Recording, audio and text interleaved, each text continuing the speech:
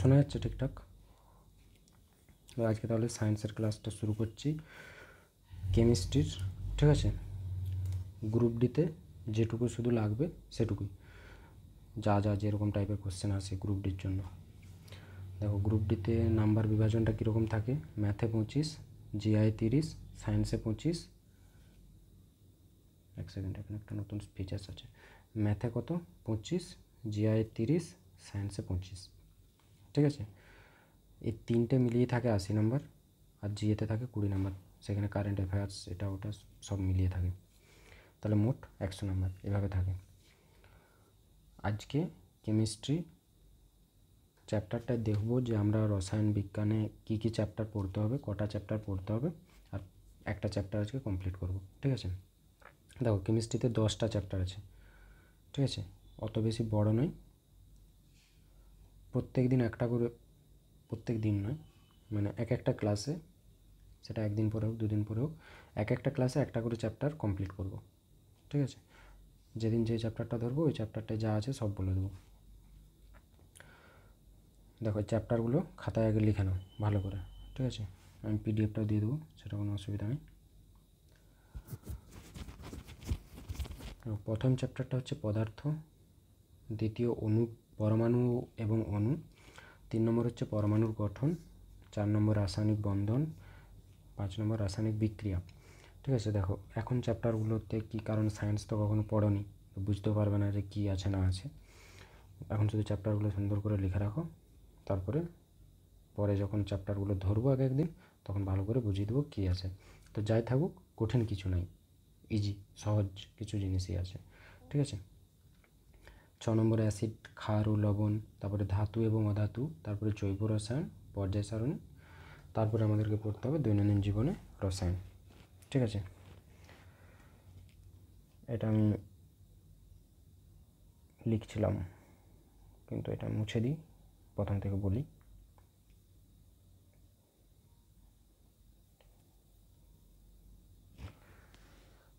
দেখো, আজকে আমরা পদার্থ চ্যাপ্টারটা শুরু করব আর কমপ্লিট করব আজকে পদার্থটা যা আছে। একটু বড় হবে ক্লাস। ঠিক আছে, দেখো অন্য সব স্যাররা কী বলে, তো এক একটা ক্লাস হয়তো দুটা ক্লাস বা 3টা ক্লাসে করেছে। ঠিক আছে, কিন্তু 2টা ক্লাস 3টা ক্লাস মানে এটা ওটাই অন্যদিকে সময় একটু যায়, সেই জন্য 2-3টা ক্লাস লাগে। কিন্তু অ্যাকচুয়ালি দেখতে গেলে 50-60 মিনিটে 1 ঘন্টায়ও কিন্তু ওই যতগুলো ডেটা দিয়েছিল বা যা বুঝিয়েছিল সেটা বলা যায়। ঠিক আছে, তো সেটাই আমি করব, যেটুকু দরকার, যেটা ইম্পর্টেন্ট, যেগুলো জানা দরকার এই চ্যাপ্টারটা সম্পর্কে, শুধু সেই জিনিসগুলোই বলবো। সেই জিনিসগুলো ভালো করে সুন্দর করে খাতায় লিখবে, ব্যাস ওগুলো জানলেই হবে, আর বেশি কিছু নেই। 4-5টা ক্লাস করারও দরকার নেই, একদিনে একটা চ্যাপ্টার শেষ। দেখো, পদার্থ ফার্স্ট চ্যাপ্টারটা কী আছে।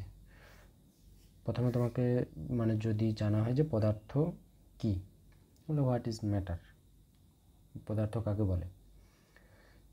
সংজ্ঞা একটা বলবো, সংজ্ঞা লেখাবো, কিন্তু আগে গদা বাংলায় বোঝানো যে কী পদার্থ জিনিসটা হচ্ছে। দেখো, আমরা আমাদের চারপাশে যত জিনিস দেখতে পাচ্ছি, যা হতে পারে, এই যে ধরো হাতে কলমটা ধরে আছো কিনা জানি না, এই ধরো বই, খাতা, টেবিল, চেয়ার, এই যে মোবাইল ফোন, এই সেই যা জিনিস, মানে চোখে আমরা যা কিছু দেখতে পাচ্ছি, প্রত্যেকটা জিনিসই, প্রত্যেকটা বস্তুই তো কিছু না কিছু দিয়ে তৈরি, তাই না?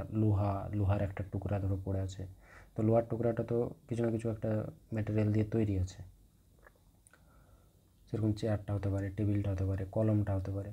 তো ওই যে প্রত্যেক বস্তু যে জিনিস দিয়ে তৈরি হয় সেটাকেই বলে পদার্থ।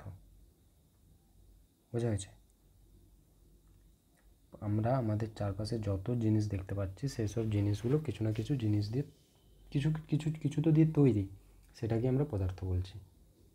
ব্যাস, এবারে সংজ্ঞা হিসেবে যদি একটা জিনিস তুমি লিখে রাখো, সেটা লিখে রাখতে পারো, রিভাইজ করার সময় একটু পড়বে। সেটা হচ্ছে যে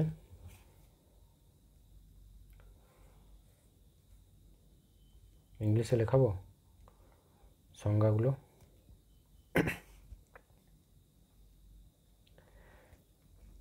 আচ্ছা দেখো, লেখো যে পদার্থ কাকে বলে?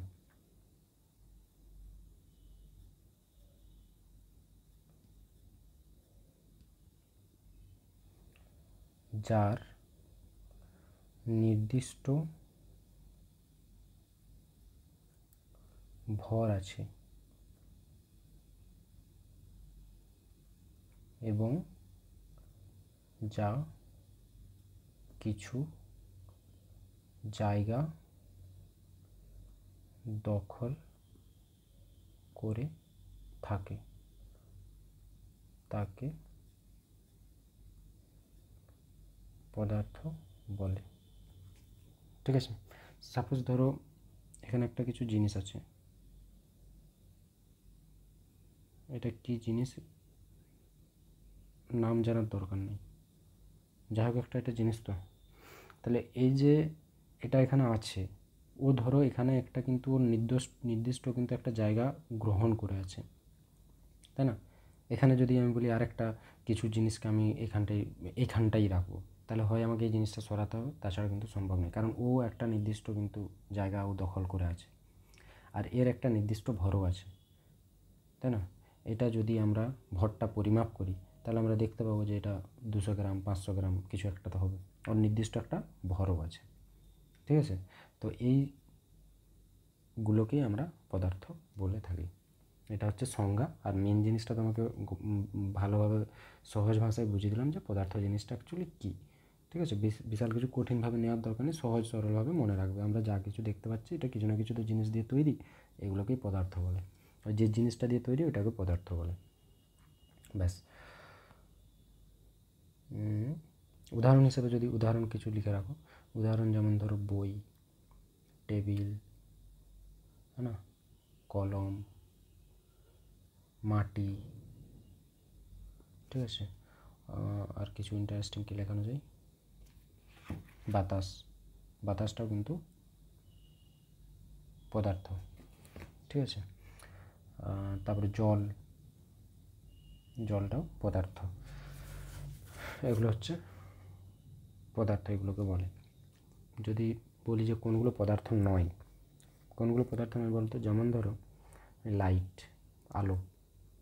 আলো কিন্তু কোনো পদার্থ নয়, আলো কোনো নির্দিষ্ট জায়গা ঘিরে থাকে না, আর আলোর কোনো ভরও নেই। ঠিক আছে, তারপরে শব্দ কিন্তু এগুলো লাল কালিতে লিখছি, শব্দ কিন্তু পদার্থ নেই। আরও উদাহরণ হিসেবে যদি বলি তাহলে হচ্ছে ধরো সময়, তারপরে ধরো শক্তি। ঠিক আছে, মানে যে এনার্জি যেটা আর কি। তো এইগুলো এক সেকেন্ড, এগুলো কি বলতো, এগুলো কোনো পদার্থ নয়। পদার্থ কোনগুলো, যার একটা নির্দিষ্ট ভর থাকবে আর যা কিছুটা জায়গা দখল করে থাকবে, নির্দিষ্ট একটা জায়গা দখল করে থাকে, সেটাকেই কিন্তু পদার্থ বলে। এটা হচ্ছে ফার্স্ট পার্ট, পদার্থ সম্পর্কে তোমার একটা বেসিক আইডিয়া হয়ে গেল। ওকে, এবারে তোমাকে জানতে হবে, দেখো যে পদার্থের কিছু ধর্ম আছে, পদার্থের ধর্ম। এরপরে হেডিং একটা দাও যে পদার্থের বৈশিষ্ট্য বা পদার্থের বৈশিষ্ট্য লেখো। পদার্থের বৈশিষ্ট্য প্রথম, যে পদার্থ অনেক ক্ষুদ্র ক্ষুদ্র কণা দিয়ে গঠিত। প্রত্যেক পদার্থ লেখো, প্রত্যেক পদার্থ অনেক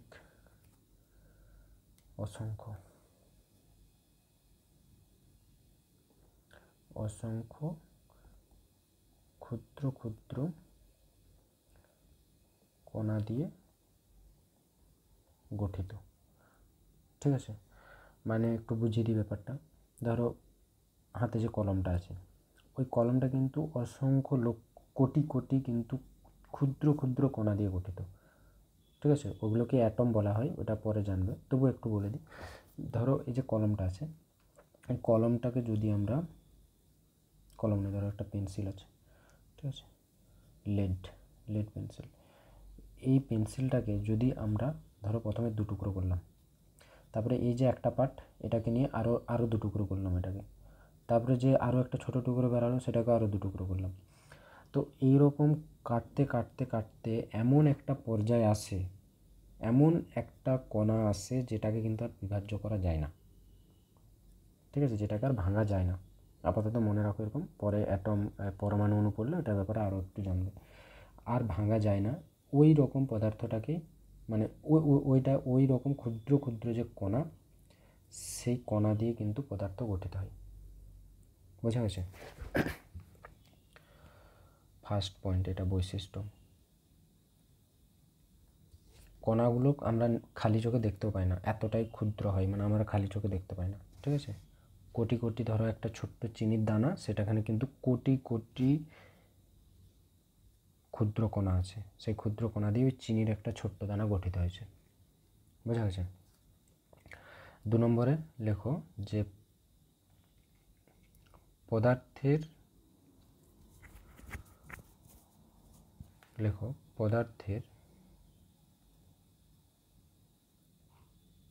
যে কণাগুলো রয়েছে, পদার্থের কণাগুলির মধ্যে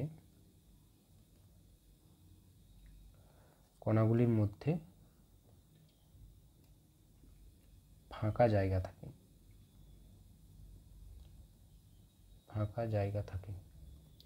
ঠিক আছে। প্রত্যেক কণাগুলির মধ্যে ফাঁকা জায়গা থাকে। এবার দেখো 2টো পয়েন্টই তোমাকে বুঝিয়ে দিচ্ছি, একটা উদাহরণ দিলেই বুঝতে পেরে যাবে।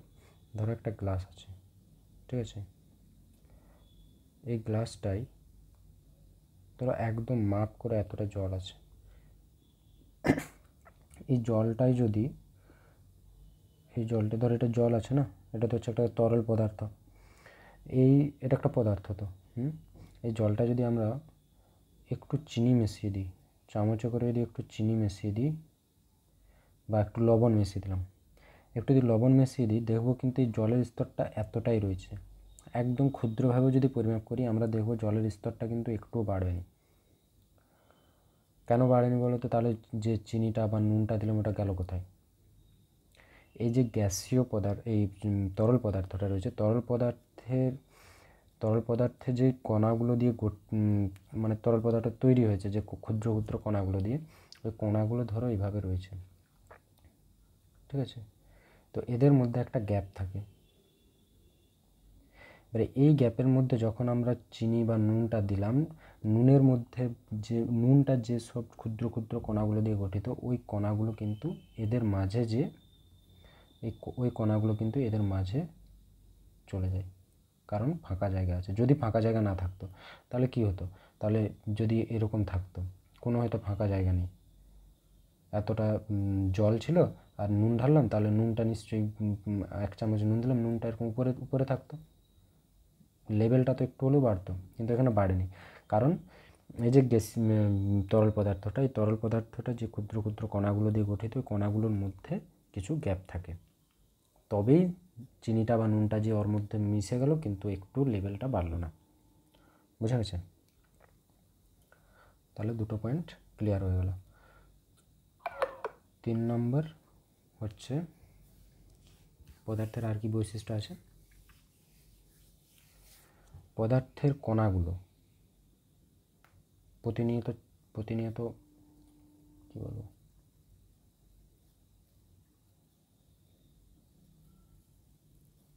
চলতে থাকে নাকি?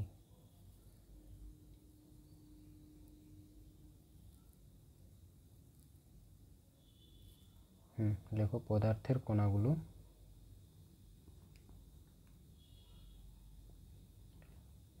আমার হাতের লেখা খারাপ হলেও তুমি ভদ্রসভ্যভাবে লিখবে, আমি তাড়াতাড়ি লিখছি, আমি মুখে মুখে বলছি সেই জন্য ঠিকঠাক করে লিখবে। পদার্থের কণাগুলি প্রতিনিয়ত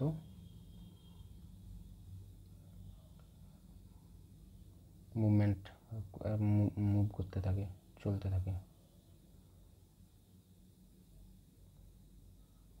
মানে ধরো কোনো একটা পদার্থ রয়েছে, ওই পদার্থের মধ্যে যে কণাগুলো না, এগুলো এরকম স্থিরভাবে থাকে না, ওটা সবসময় ঘোরাফেরা করতে থাকে, চারদিকে যেতে থাকে।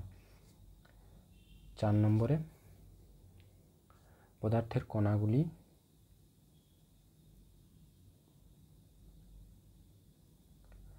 একে অপরকে আকর্ষণ করে, পরস্পরকে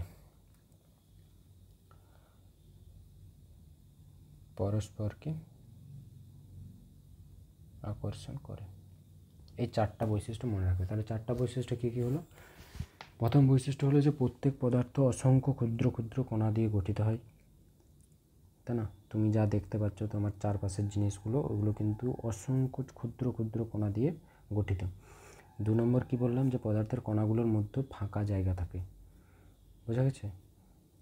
এটা একটু কল্পনার জগতে যে ভাববে, ধরো হাতে যে কলমটা আছে, ওই কলমটা যে জিনিসটা দিয়ে তৈরি, যে পদার্থটা দিয়ে, ওই পদার্থটা তো অনেক ক্ষুদ্র ক্ষুদ্র কণা দিয়ে গঠিত। ওই কণাগুলোর মধ্যেও কিন্তু কিছু খালি জায়গা থাকে। বোঝা গেছে? আচ্ছা, 4 নম্বরে কি বললাম? যে পদার্থের কণাগুলো, 3 নম্বরে পদার্থের কণাগুলো প্রতিনিয়ত চলতে থাকে। সে তুমি যাই পদার্থে দেখতে পাও না কেন, প্রত্যেক পদার্থের মধ্যে যে ক্ষুদ্র ক্ষুদ্র কণাগুলো, এগুলো কিন্তু প্রতিনিয়ত মুভমেন্ট করতে থাকে। আর পদার্থের কণাগুলো পরস্পরকে আকর্ষণ করে।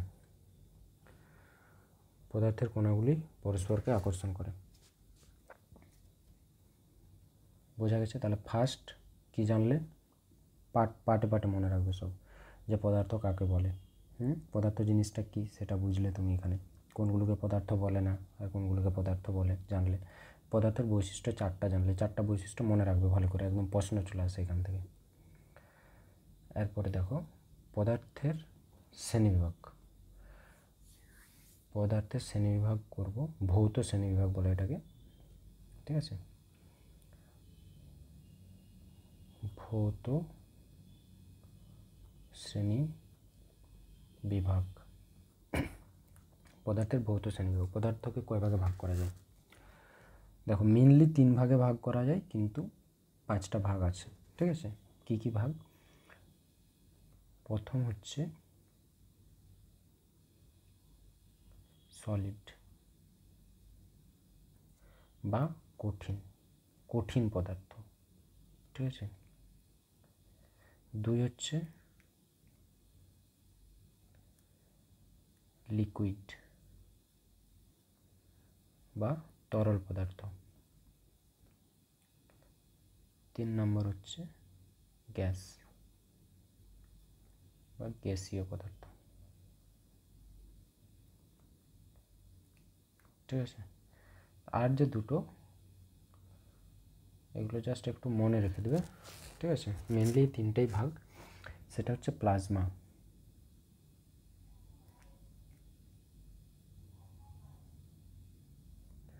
আর একটা কি, আর একটা হচ্ছে যে বোস।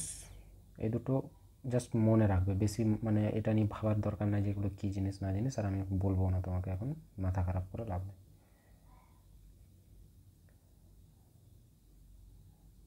বোস-আইনস্টাইন কনডেনসেশন অবস্থা।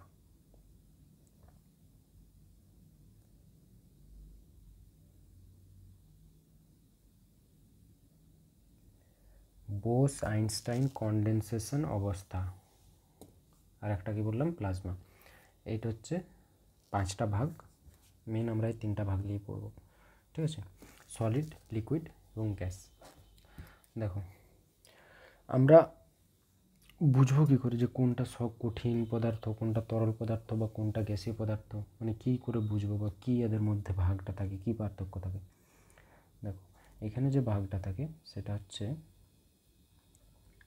সলিড, আর একটা কী বললাম?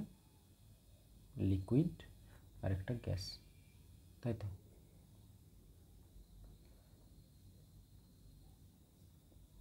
কঠিন, তরল আর গ্যাসীয়। কঠিন পদার্থের মধ্যে না, কঠিন পদার্থের যে শেপ মানে গঠনটা, ঠিক আছে? কঠিন পদার্থের গঠন নির্দিষ্ট হয়, তাই না? এই কলমটা যে ধরে আছো, ওর গঠনটা কিন্তু নির্দিষ্ট। ও যেরকম লম্বা, লম্বাই থাকে, তাই না? ধরো যে বইটা রয়েছে, বইটার গঠন নির্দিষ্ট, ও কিন্তু এদিক ওদিক হয়ে যায় না, ওরা একটা কঠিন পদার্থ। তো এদের শেপটা হচ্ছে ফিক্সড, আর এদের ভলিউমটা মানে আয়তন, মানে কলমটা যতটা জায়গা ঘিরে আছে ও কিন্তু ততটাই জায়গা ঘিরে থাকে। ওই আয়তন ও যতটা জায়গা ঘিরে তৈরি হয়েছে, যতটা জায়গা ঘিরে আছে ও, ওর থেকে বাড়েও না কমেও না, ঠিক আছে। তো এদের ভলিউমটাও হয় ফিক্সড। লিকুইডের ক্ষেত্রে কি হয়, এদের শেপ আমরা বুঝবো কী করে, এদের শেপটা কিন্তু ফিক্সড নয়। যেমন ধরো লিকুইড মানে কি, তরল পদার্থ।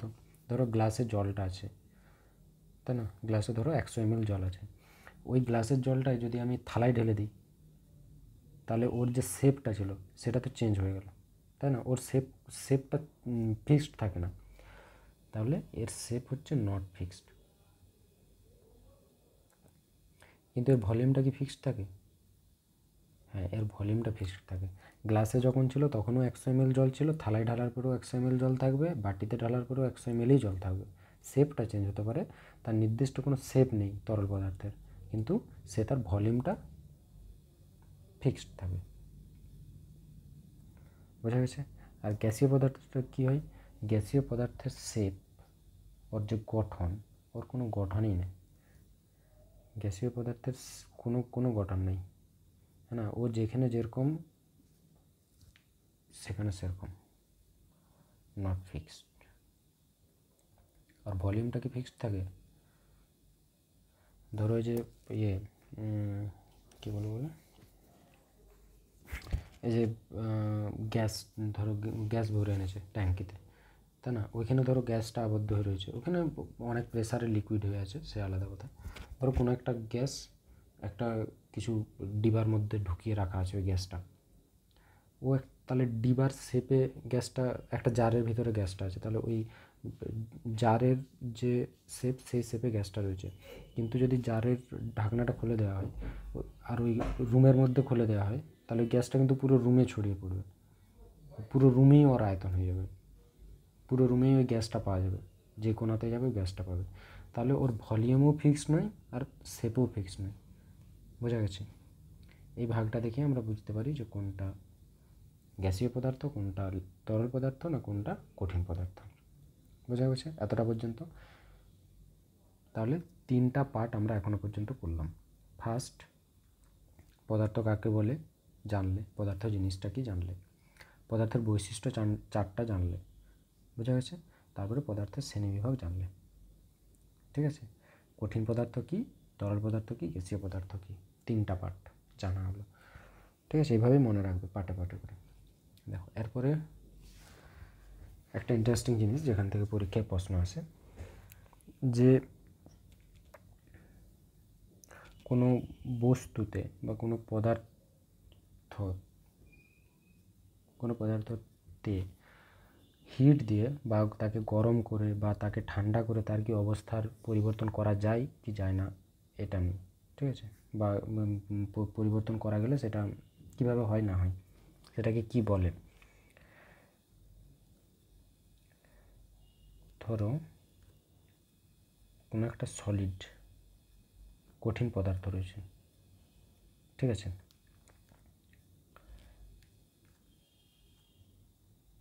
ধরো বরফ, তাই না, এটা তো একটা কঠিন পদার্থ, বরফের নির্দিষ্ট একটা শেপ আছে, ওর ভলিউমটাও ফিক্সড, যতটা বরফের টুকরা, ধরো ফ্রিজের ভিতরে ওই যে বরফ জমানো হয় 4 কোণা কিউব, তাহলে ওই যে বরফের টুকরাটা, তার তো শেপটা ফিক্সড 4 কোণা, ভলিউমটাও ফিক্সড, তাই না। কিন্তু ওকে যদি আমরা হিট দিই, তাপ দিই, গরম করি, তাহলে ওটা লিকুইড হয়ে যাবে কি না, গলে যাবে তো তাপ বাড়ানোর পরে, তাই তো। আবার যদি এটাকে যদি আরও তাপ দিই, তাহলে এটা জলে পরিণত হলো। তাহলে যদি আরও তাপ দিই, তাহলে এটা কী হবে বলো তো, গ্যাস হয়ে যাবে, মানে এটা ফুটতে শুরু করবে, ইংলিশে লিখতে হবে, গ্যাস হয়ে যাবে, বাষ্পতে পরিণত হবে, তাই তো। এরকমভাবে একটা সাইন দিয়ে রাখো যে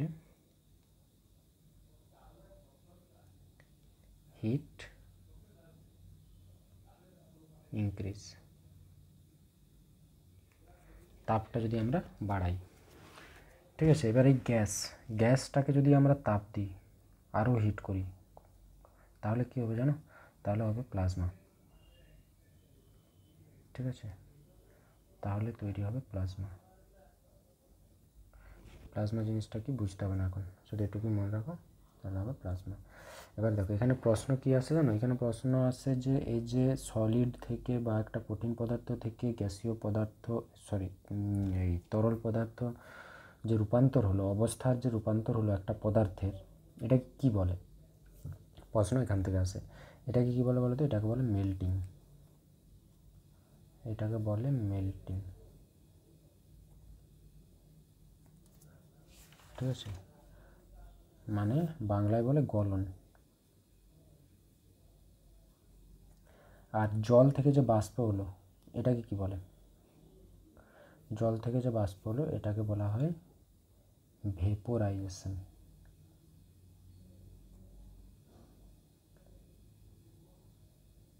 এগুলো ডাইরেক্ট এখান থেকে প্রশ্ন আসছে। বাংলায় কি বলে? বাষ্পীকরণ। আর গ্যাস থেকে যে প্লাজমা হয় এটাকে কি বলে? এটাকে বলা হয় আয়োনাইজেশন। আয়োনাইজেশন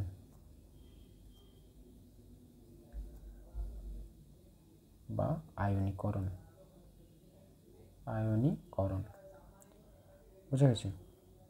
এবারে যদি আমরা এর উল্টাটা করি, মানে আমরা তো হিট বাড়াচ্ছিলাম, এবারে ধরো একটা প্লাজমা আছে, একটা গ্যাস আছে, সে যতটা উষ্ণতায় আছে, সে ধরো তোমার 30 ডিগ্রি উষ্ণতায় আছে, তাকে আমরা তাপটা যদি কমাই, তার যে আমরা 30 ডিগ্রি আছে ওটাকে 10 ডিগ্রিতে নিয়ে চলে আসবো, কমাবো, তাহলে কী হবে? তাহলে এটা রিভার্স সার্কেল যেটা হবে, সেটাকে কী বলে? দেখো আমরা যদি প্লাজমা থেকে শুরু করি, আমরা সলিড থেকে শুরু করছি, আমরা তীর চিহ্নটা এদিকে দেবো শুরু, ঠিক আছে।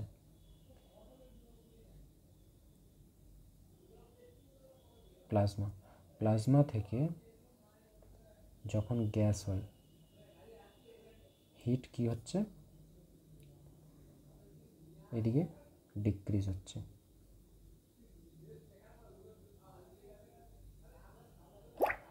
হিট ডিক্রিজ হচ্ছে।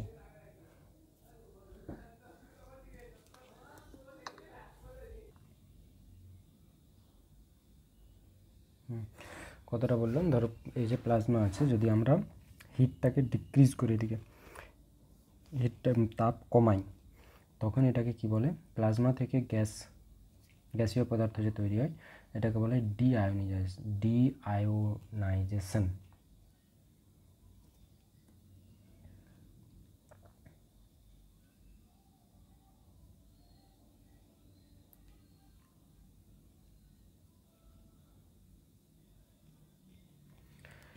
ডিআয়োনাইজেশন বলা হয় এটাকে।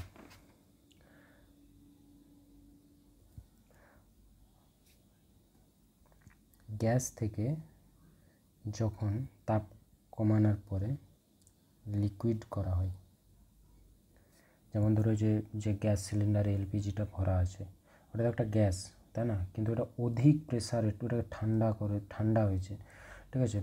দেখো কত ঠান্ডা থাকে ভিতরটা, তাই না? তাহলে ওই যে মানে তাপটা কমিয়ে তাকে লিকুইড স্টেটে আনা হয়েছে, কিন্তু ওই লিকুইডটাই যখন ওই যে বাইরে বেরিয়ে আসে, প্রেসারটা কমে যায়, হ্যাঁ, তখন কিন্তু ওটা আবার গ্যাসে পরিণত হয়। এটাকে কি বলে? গ্যাস থেকে যে লিকুইড হয় এটাকে বলা হয় কনডেনসেশন বা ঘনীভবন। এটাকে বলা হয় কনডেনসেশন।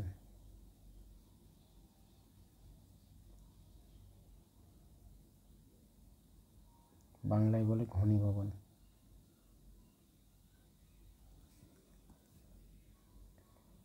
আর লিকুইড থেকে যে সলিড হয়, লিকুইড থেকে সলিড যে হয়, ধরো যে জল আছে, জলটার যদি উষ্ণতাটা অনেক কমিয়ে দেওয়া হয়, তাহলে এটা তো বরফে পরিণত হয়ে যাবে, কঠিন হয়ে যাবে, তাই না? এটাকে বলা হয় সলিডিফিকেশন।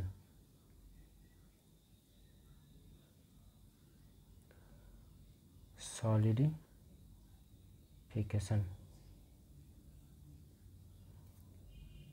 বাংলায় কি বলে? বাংলায় বলে কঠিনীভবন।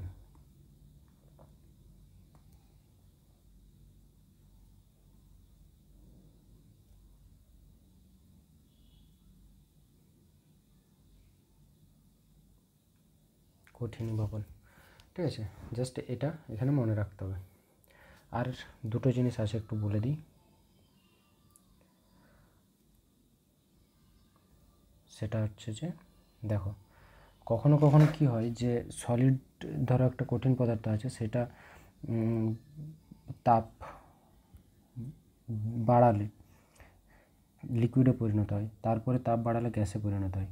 কখনো কখনো কি হয়, এই বরফ থেকে ডাইরেক্ট বা সলিড কঠিন পদার্থ থেকে ডাইরেক্ট গ্যাসীয় পদার্থতে পরিণত হয়। ওটা পরের দিন বলবো, আজকে এতটাই থাক।